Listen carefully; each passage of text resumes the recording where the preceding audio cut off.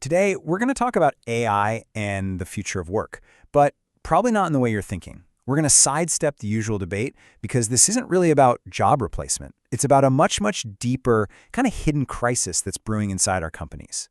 I mean, this is the question, right? It's on everyone's mind. It's all over the headlines. We're all laser focused on which jobs are going to disappear. But what if the real threat isn't the jobs we lose, but the expertise we stop creating altogether? Because, yeah, that's the wrong question. The most dangerous thing to ask isn't about the jobs we're going to lose, but the learning we're going to lose right along with them. See, the real threat isn't mass unemployment, it's mass incompetence. To really get this, let's dive into a story. It's about a digital bank that rolled out this shiny new AI underwriting system. And, on the surface, it looked like a spectacular success. But it had this fatal flaw, the seeds of its own destruction baked right in. I mean, just look at these metrics. They're a manager's dream come true, right? Credit processing got 70% faster, accuracy went up, costs just plummeted. A total win. But then someone asked the smart question. Hey, what about the junior analysts? All that boring manual work they used to do? Well, that was their training ground. That's where they learned the ropes.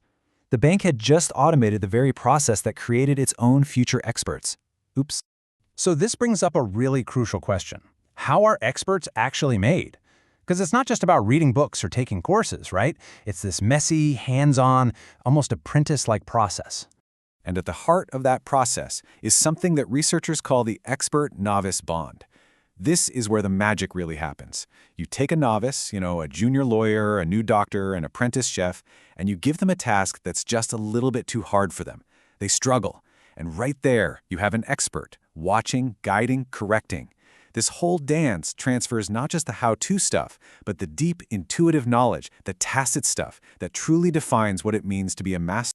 And it goes even deeper than that. There's this other concept called shadow learning. This is all the stuff you just absorb by being in the room. It's that new hire sitting next to a senior manager and they overhear how they handle a really difficult client on the phone. It's watching a master at their craft. It's like the secret unwritten curriculum of the workplace, and it is absolutely vital. And this quote, wow, this just nails it. All those tedious, repetitive tasks that we are so eager to automate, that's not just grunt work, it's a disguise. It's really a classroom where the next generation earns its stripes.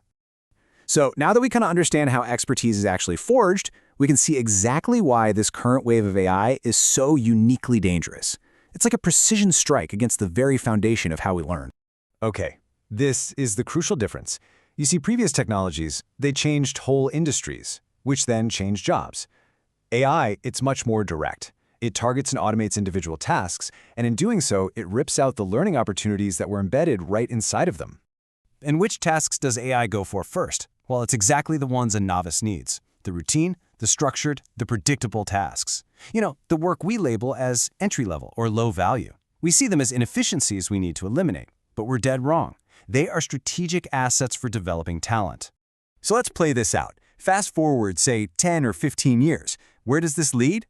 Well, it leads to this terrifying gap in our workforce, a gap in the one thing that we humans are supposed to bring to the table, intuition. Just take a look at this comparison. It's pretty stark. Experts of the past, they built their intuition through thousands of hours of manual struggle and observation. They reviewed endless contracts or patient histories. They developed this gut feeling, this sense for when something just feels wrong. The so-called experts of the future, they'll have learned how to operate an AI. Sure, they'll have technical skills, but they won't have that deep, earned intuition. They won't know when the machine is making a subtle, but absolutely catastrophic error. I know, this sounds pretty dire, but it is not hopeless. The key is to act now, to consciously manage our talent pipelines before they completely break. And there's actually a simple, really powerful tool that can help any manager do just that. And get this, it only takes about 20 minutes. A simple learning audit can show you exactly where your future experts are coming from and, more importantly, where they're most at risk. So here's the 4-step process. It's super straightforward. First, you just map the journey. Figure out the specific tasks where your new hires struggle and learn the most. Second, you assess the risk. Which of those critical tasks could be automated away? Third, calculate that shadow curriculum. What vital skills are people learning informally, just by being around? And finally, step 4, you intervene. Design one single change to protect or replace a key learning opportunity. That's it. So what is the big takeaway here? Well, it's a deeply counterintuitive idea, especially in our hyper-optimized world. We have to stop seeing all friction as a bad thing. That's right. The winners in the age of AI aren't going to be the ones who automate everything in sight. No, they will be the ones who are smart enough to deliberately keep some tasks manual to preserve those moments of productive struggle. Why?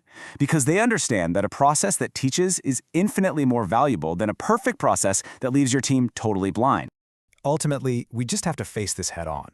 Right now, we are systematically automating our way out of the very expertise we claim to value so much. And the real danger is that by the time we see the consequences, the damage will already be done. So I'll just leave you with this. Think about your own career. What was that tedious, repetitive, entry-level work you did that secretly built the gut instincts you now rely on every single day? Now ask yourself the hard question. Would a person starting out in your field tomorrow still have that same opportunity to learn? And if the answer is no, where exactly are our future experts going to come from?